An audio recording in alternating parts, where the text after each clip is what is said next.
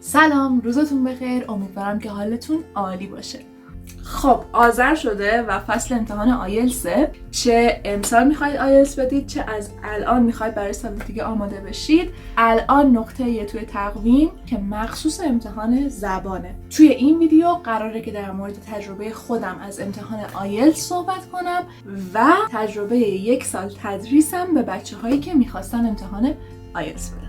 اگر که این اولین باریه که در مورد امتحان آیلتس تحقیق میکنین و تقریبا چیزی ازش نمیدونید، هیچ اشکالی نداره. من توی پیجم یه هایلایت برای امتحان آیلتس دارم و توش کامل در مورد اینکه آیلتس چیه، چه جوری برگزار میشه، چه اسکیلایی لازمه، چه تسکایی داره هر اسکیل، چه کتابایی رو باید بخونیم، در مورد همه اینا کامل توضیح دادم و پیشنهاد میکنم که برید اون هایلایت رو حتما ببینید. من این ویدیو رو تقریبا 1 سال پیش گرفتم، یعنی بلافاصله بعد از اینکه نمرم اومد میخواستم که حتما باهاتون در موردش صحبت بکنم که اصلا چه کارهایی انجام دادم و چه داستانایی داشتم، ولی اون موقع پستش نکردم. چرا؟ امتحان من و بعد از من اولین یه سری تغییراتی بود که آیلتس داشت توی امتحاناش میداد. مثل چی؟ مثل 2 نموداره کردن رایتینگ یا مثل لهجه اضافه کردن به لیسنینگ. به خاطر همین یه مقدار صبر کردم و این ویدیو رو الان دوباره بعد از 1 سال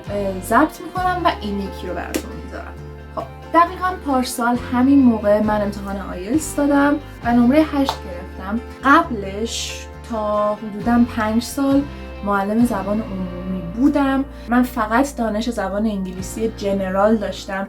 هیچ ایده‌ای نداشتم که آیلتس چیه و چجوری برگزار میشه و تکنیکاشو هم بلد نبودم. بعد از اون شروع کردم کم کم درس دادن آیلتس.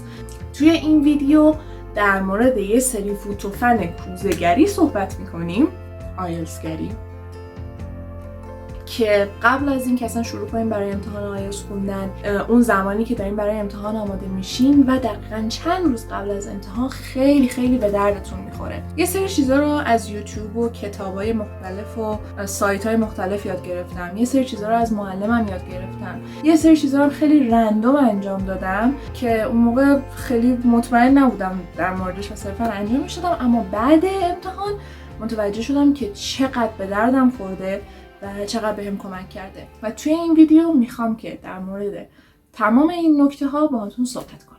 پس without further ado, let's go. قبل از اینکه برای خوندن آیلتس شروع کنیم باید چیکار کنیم؟ اولین کار قبل از هر چیزی، بلافاصله بعد از اینکه تصمیم گرفتی امتحان آیلتس بدی، نه زبان جنرال، نه پری آیلتس، نه هیچی، پاشو برو یه ماک بده. چرا؟ چون با ماک تو متوجه میشی که زبان جنرال تو چه وضعیتی قرار داره، قوی ترین اسکیل چیه توی تمرینا باید قوی ترش بکنی، ضعیف ترین اسکیل چیه توی تمرینا باید حداقل تو نگه داری. برای ماک اصلا لازم نیست که بخونی، اصلا لازم نیست که استرس داشته باشی، همون سطحی که هستی بدون هیچ تمرینی، بدون هیچ پیش نیازی، فقط پاشو برو امتحان بده، ببین که چجوریه، بعدش اونو میشه درست کرد. بعد از ماک شما متوجه میشین که زبان جنرالتون قوی هست یا نیست. اگر که زبان جنرالتون هنوز کار داره، فعلا سراغ آیلتس نرید، به خاطر اینکه آیلتس یه سری تکنیکه.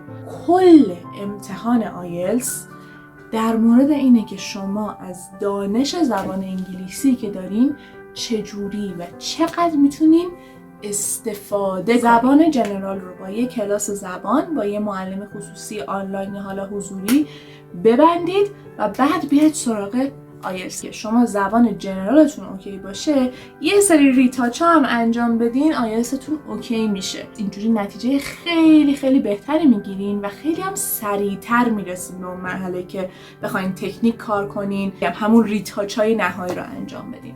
اول زبان جنرالتون ببندید. اگر که زبان جنرالتون مشکلی نداره و دیگه میخواید وارد فاز امتحان دادن و یاد گرفتن تکنیکا بشید، به 2 چیز توی ماکتون خیلی توجه کنید: قوی ترین اسکیلتون و ضعیف ترین اسکیلتون. چرا؟ چون شما بالاترین اسکیل و قوی ترین اسکیلتون رو میتونین به نمره کامل برسونین، به خاطر همین میتونین خیلی روش سرمایه گذاری کنین، و ضعیف ترین اسکیلتون رو باید حواستون خیلی بهش باشه که توی همون حد دیگه هست بمونه. یه موقع ازش ناامید نشین، یه موقع بیخیالش نشین، از اونی که باشه هم پایین تر بیاد. برای من چه تو ماکم چه تو امتحان اصلیم پایین ترین نمرم رایتینگ بود که من اصلا رایتینگ نوشتن برای آیلتس بلد نبودم و تکنیک و چیزایی که در موردش رعایت میکردم و نمیدونستم و خب نمرم تو ماک پایین شد. بعدش یکی از بیشترین چیزایی که کار کردم توی طول دوران درس خوندنم برای آیلتس روی رایتینگ بود. رایتینگ امتحانم با ماکم نیم نمره فرق داشت، ولی من تقریبا روزی شاید 2 تا 3 تا رایتینگ می نوشتم 2 هفته آخر که تونستم اونجا نگهش دارم، وگرنه قطعاً میرفت پایین تر. به خاطر همین شما حتما باید حواستون به این 2 تا نمره باشه. 1. محتوای انگلیسی باید بشه یک بخشی از زندگیت. محتوای آموزشی رو منظورم نیست. یوتیوب اگر میبینی کم کم ویدیوهای انگلیسی رو شروع کن. پادکست اگر گوش میدی کم کم برو سراغ پادکست‌های انگلیسی. موزیک اگر گوش میدی حتما برو سراغ موزیک‌های انگلیسی. سریال اگر میبینی، اگر دوبله میبینی قطعا صدای دوبله رو قطع کن. اگر که با زیرنویس فارسی میبینی کم کم برو سراغ زیرنویس انگلیسی و کم کم زیرنویس رو کلاً حذف کن. همونجوری که گفتم توی آیلتس از شما میخوان که از دانش زبان انگلیسیتون استفاده بکنید. به خاطر همین وقتی که انگلیسی بشه یه بخشی از زندگی روزمرتون، چه توی شنیدن، چه توی دیدن، چه توی خوندن از محتوای انگلیسی استفاده کنی، تو هر روز داری برای امتحان تمرین میکنی. سریال فرندز، سریال How I Met Your Mother، سریال مادرن فامیلی، سریال دی آفیس، اینا به درد آیلتس آکادمیک نمیخورن. برای زبان جنرال فوق‌العاده‌ن، برای آیلتس جنرال هم خوبن، اوکی‌ان، ولی اگر که میخوای برای آیلتس آکادمیک سریال ببینی که پیشنهاد میکنم حتما این کارو بکنی، پیشنهاد من این 3 تا سریال: The Big Bang Theory، Succession، House of Cards و The Crown. اینا سریالاییه که آدما توش در مورد یا چیزای جدی یا چیزای علمی صحبت میکنن با لهجه‌های مختلف. این چیزیه که تو برای آیلتس آکادمیک احتیاج داری. در مورد سریالام یادمون نره که همون قضیه اول به زبان انگلیسی با زیرنویس فارسی، بعد با زیرنویس انگلیسی، بعد کلاً بدون زیرنویس کاملا ساده. من بیگ بنگ تیوری رو تماشا می‌کردم. شلدان از خیلی کلمه‌های خوبی استفاده می‌کنه، از کلمه‌های خیلی سطح بالایی استفاده می‌کنه و یه وسواسی هم خود شخصیت داره در مورد اینکه از گرامر درست استفاده بکنه.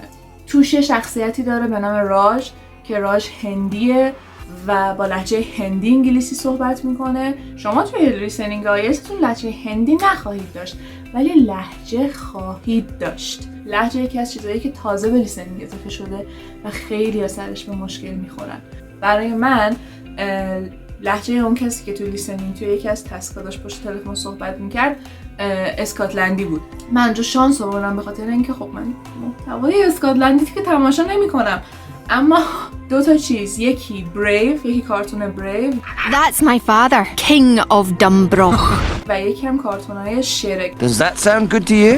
چیزایی بود که خیلی دوست داشتم، به دفعات دیده بودم و دیگه کم کم میشه گفت که عادت کرده بودم به صداشون و حرف زدنشون، به خاطر همین نسبتاً برام ساده بود. پس پیشنهاد میکنم که اگر جایی لهجه شنیدین توی پادکست ها، توی فیلم ها، توی سریال ها، ازش نترسید، حتما برین سراغش، چون ممکنه که توی امتحان به دردتون بخوره. دور تو پر از کتاب شلوغ نکن. اصلا لازم نیست که دور تو پر از کتاب کنی. انواع کتابای رایتینگ، ریدینگ، سپیکینگ، لیسنینگ بخرین. اصلا نیازی نیست که این کارا رو بکنی. کتاب هزینه خیلی زیادی داره و بهت قول میدم که توش نهایتاً به جز 1-2 تاش بقیه‌شو سفید میذاری کنار بعد از امتحان. برای اسپیکینگ به کتاب احتیاج نداری. چیزایی که براشون به کتاب هم احتیاج داری، ریدینگ، لیسنینگ، رایتینگ، یک کم گرامر و ایدیومه. یا اینکه یک کتاب اوورال مثل مایندست داشته باشی که هر 4 تا اسکیل رو کامل کاور بکنه. اگر یک کتاب اوورال میگیری مثل مایندست که همه 4 تا اسکیل رو داره، دیگه گرامر و ایدیوم برات کافیه. لازم نیست بری دوباره برای بقیه اسکیل ها کتاب جدا بخری. مگر اینکه اینو تکمیل کردی، دیدی برات کافی نیست، میری سراغ بعدی که اونم من باز کتاب رو پیشنهاد نمی کنم، بهت میگم که چی رو پیشنهاد میکنم. گرامر رو خیلی خوب ببند. یکی از بزرگترین مشکلای هر کسی که داره هر زبانی یاد میگیره گرامره. مهم نیست که شما سطحت 7 باشه، 6 باشه، 4 باشه، اصلا پریایلز باشی. حتما یه جاهایی توی گرامر به ریتاچ احتیاج داری. به خاطر همین حتما یه کتاب گرامر تهیه بکن. پیشنهاد من اینه روزانه باهاش تمرین کن، ساختارا رو یاد بگیر و هر ساختاری که یاد گرفتی سعی کن ازش استفاده کنی، باهاش جمله بسازی، با خودت حرف بزنی. از هر محتوای آنلاینی که در مورد آیلتس روی وبسایت‌های مختلف وجود داره اصلا غافل نشین. اگر که خودتون رو به کتاب محدود کنید 100% سر امتحان یه سری نکته ها رو کم میارید یا به یه سری چیزای خیلی جدیدی برخورد میکنید که انتظارشون نداشتین. به خاطر اینکه کتابا درسته ریویژن های جدید براش میاد، اما هیچ وقت به سرعت اینترنت آپدیت نمیشه مسلما. میتونید این شکلی سرچ کنید توی گوگل IELTS Speaking Sample 2023 IELTS مثلا Listening Sample 2023 و براتون میاره از کشورهای مختلف، تاریخهای مختلف، جدیدترین امتحانایی که گرفته شده، جدیدترین موضوعایی که شما برای اسپیکینگ ممکنه بهشون بر بخورید. به همه اینا خیلی راحت دسترسی دارید. مثلا برای رایتینگ من اگر که خودم رو به کتاب محدود میکردم هیچ وقت انتظار اینو نداشتم که توی تسک 1 به جای یه دونه نمودار با 2 تا نمودار روبرو بشم. و اینو کجا دیدم؟ توی سمپلای آنلاینی که بود. حتی کتابای کمبریجی هم که من مثلا 2 هفته آخر باهاشون آزمون میزدم، اونا هم لیسنینگ با لهجه نداشتن یا اونا هم تسک 1 رایتینگشون یه دونه نموداره بود، یه دونه نمودار داشت. و من سمپل تسک 1 رایتینگ که 2 تا نمودار داشته باشه رو کجا دیده بودم؟ آنلاین. برای ریدینگ 2 تا نکته خیلی جالب و مهم در مورد ریدینگ وجود داره که باید بدونید و من به همه کسایی که تا حالا باهاشون آیلتس کار کردم اینو گفتم.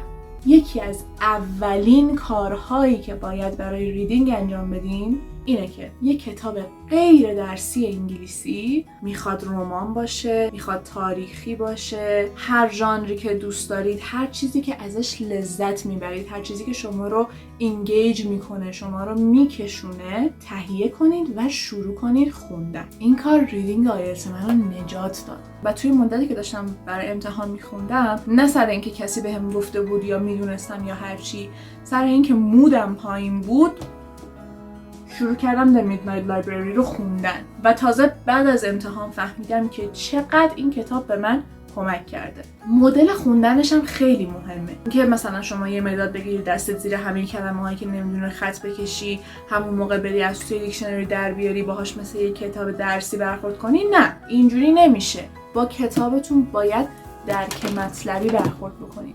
یعنی چجوری شما 100% سر امتحان متنایی بهتون میدن که حتما حداقل 1 کلمه 2 کلمه توش هست که معنیشو نمیدونید. باید به ندونستن معنی کلمه ها توی متنی که داری میخونین عادت کنین و کم کم یاد بگیرین که از کلیت متن مفهومی که داره رو بفهمین و بکشین بیرون. یکم دور از ذهن به نظر میاد یا شاید حتی برای بعضی یکم مسخره باشه، بگم نخونه یعنی چی، مثلا نمیشه که یه همچین چیزی و اینا، ولی با تمرین میشه. برای من شد، برای شما میشه.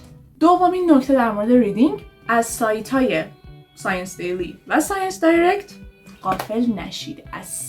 اصلا غافل نشید.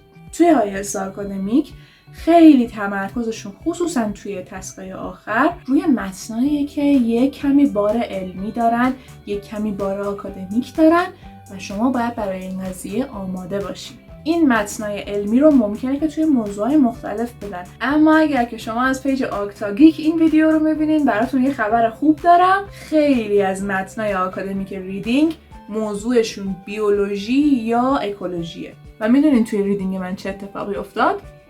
یه متنی بود که شاید چند ماه قبلش من توی ساینس دیلی یا ساینس دایرکت بود نمیدونم خونده بودم در مورد ساختن هیبرید ماموتا و فیل هندی که صرفا از روی اینترست خودم خونده بودم و خیلی به نظرم باحال بود و اینا.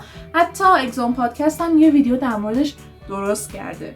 شاید باورتون نشه ولی این متن از ساینس دایرکت یا دیلی یکی از ریدینگ های آیلتس من بود.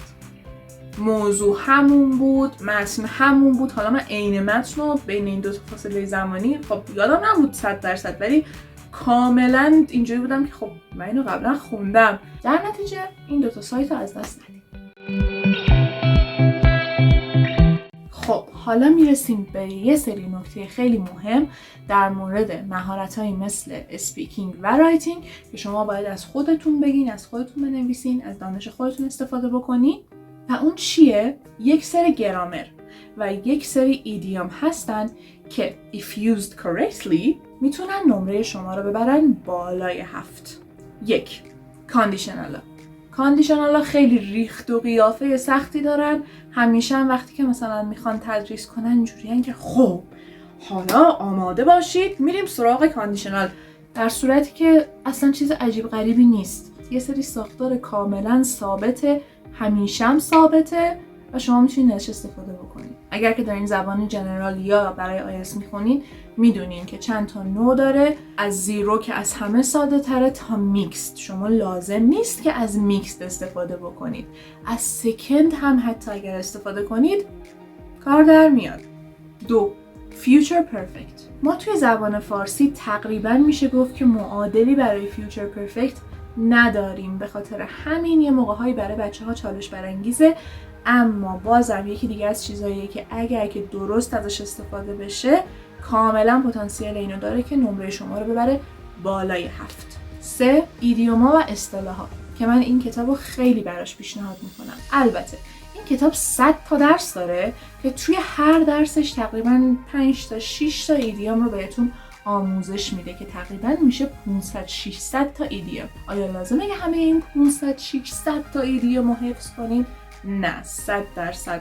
شما 2 تاش 3 تا نهایتاً یاد بگیرید که ایدیوم‌های جنرال باشن، بتونید توی موقعیت‌های زیادی در مورد موضوعات زیادی در موردشون صحبت بکنید.